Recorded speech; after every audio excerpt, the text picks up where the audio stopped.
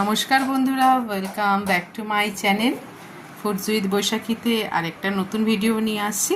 দেখুন, এখানে ফ্যাসা মাছ নিয়েছি। এটা গঙ্গার ফ্যাসা, খেতে কিন্তু খুব ভালো লাগে। তো আজকে এই ফ্যাসা মাছ দিয়ে তেল ঝাল বানাবো। তো সেই রেসিপিটা আজকে আপনাদের সাথে শেয়ার করছি।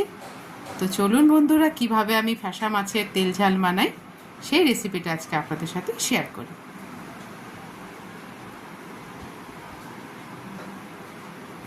এখানে দেখুন, মাছগুলো আমি ভালো করে ধুয়ে নিয়েছি। ধুয়ে নিয়ে নুন হলুদ মাখিয়ে নিয়েছি। এবার আমি মাছগুলো ভেজে নেব। একটা লঙ্কাও পড়ে গেছে। তো মাছগুলো এবার আমি ভেজে নেব। তো কড়াই বসিয়ে দিয়েছি। এবার এর মধ্যে আমি সরষের তেল দিয়ে দিচ্ছি। তো সরষের তেল দিয়ে দিলাম। এবার তেলটা গরম হবে, তারপরে আমি মাছগুলোকে ভালো করে ভেজে নেব। বন্ধুরা দেখুন, আমি তো মাছ ভাজা স্টার্ট করেছি। এখানে একবার ভেজেছি, এবার আরেকবার মাছটা ভাজছি। তো মাছগুলো কিন্তু একটু লাল লাল করেই ভেজে নেব। কড়া করে ভাজলে খেতে খুব ভালো লাগবে।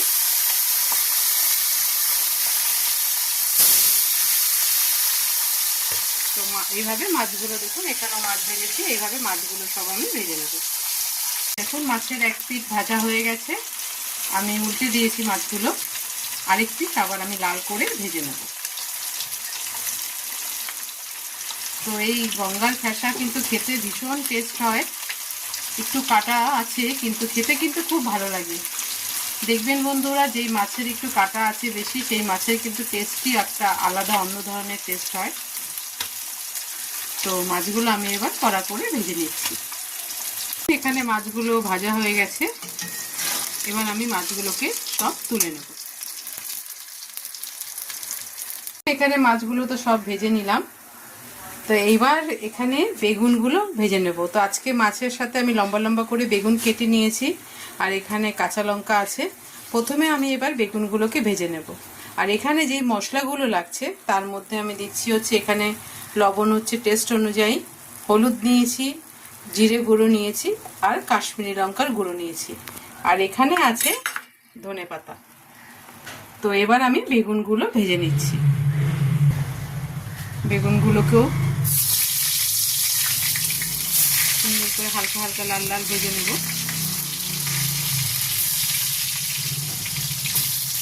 তো বেগুনগুলো দেখুন এরকম লাল লাল করে ভেজে নিয়েছি। এবার বেগুনগুলোকে তুলে ফেলব। তো দেখুন, ওই তেলের মধ্যেই আমি কালো জিরা ফোড়ন দিয়ে দিচ্ছি। কালো জিরা ফোড়ন দেওয়ার পরে যেই আমি মশলাটা রেখেছিলাম, সেই মশলাটার মধ্যে একটু জল দিয়ে দিয়েছি। এবার ওই মশলাটা দিয়ে দিচ্ছি।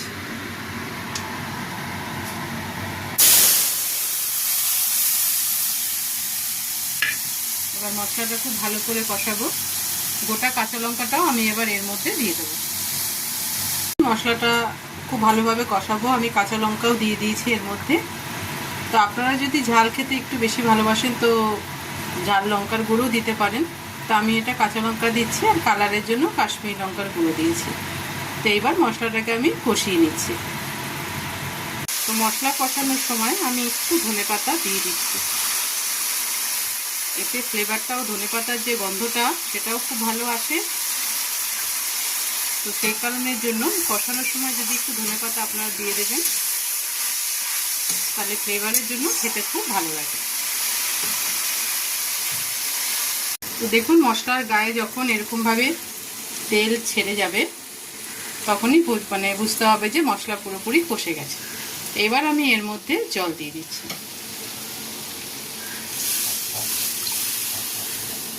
জল আমি একটু বেশি দিলাম, যাতে মাছগুলো সব ডোবে ঝোলের মধ্যে। মাছটা ঝোলের মধ্যে গেলে টেস্টটা ভালো হবে, মাছের মধ্যে তেল ঝাল সব ঢুকবে। এবার আমি ঝোলটাকে ফুটতে দেব।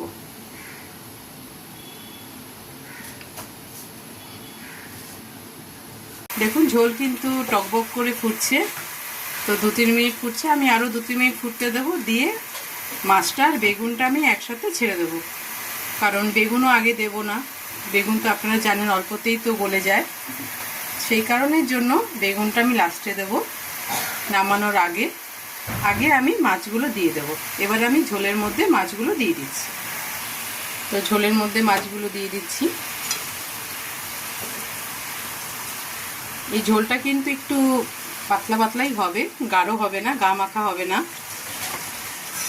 কারণ এই ঝোলটারও কিন্তু ভীষণ টেস্ট হয়। তো এইভাবে আমি সব মাছগুলো দিয়ে দিচ্ছি। মাছ দেওয়ার পরে কিন্তু ঝোলটা প্রায় 3-4 মিনিট ফুটেছে। এবার আমি এর মধ্যে বেগুনগুলো দিয়ে দিচ্ছি। নামানোর আগেই বেগুনটা দিচ্ছি, কারণ এখন নামিয়ে ফেলবো। বেগুনগুলো সব দিয়ে দিলাম।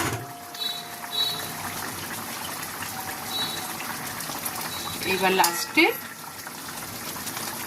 ধনেপাতা দিয়ে নামিয়ে ফেলবো। ওপর থেকে ধনেপাতা ছড়িয়ে দেবো।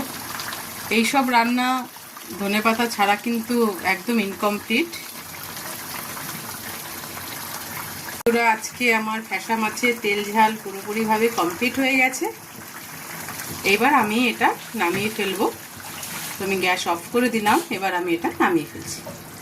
বন্ধুরা দেখুন, আজকে আমার ফ্যাসা মাছের, গঙ্গার ফ্যাসা মাছের তেল ঝাল পুরোপুরিভাবে কমপ্লিট হয়ে গেছে। কালারটা কিন্তু খুবই ভালো এসছে, খেতেও খুব ভালো হয়, টেস্ট কিন্তু খুব অসাধারণ হয়। ইলিশ মাছের বলতে গেলে সাবস্টিটিউট হচ্ছে ফ্যাসা মাছ। তো বন্ধুরা এইভাবে রেসিপিটা আপনারা বাড়িতে ট্রাই করবেন। আপনাদের সাথে শেয়ার করলাম। তো ফুডস উইথ বৈশাখী চ্যানেলটা পুরোটা দেখার জন্য অনেক অনেক ধন্যবাদ রইল।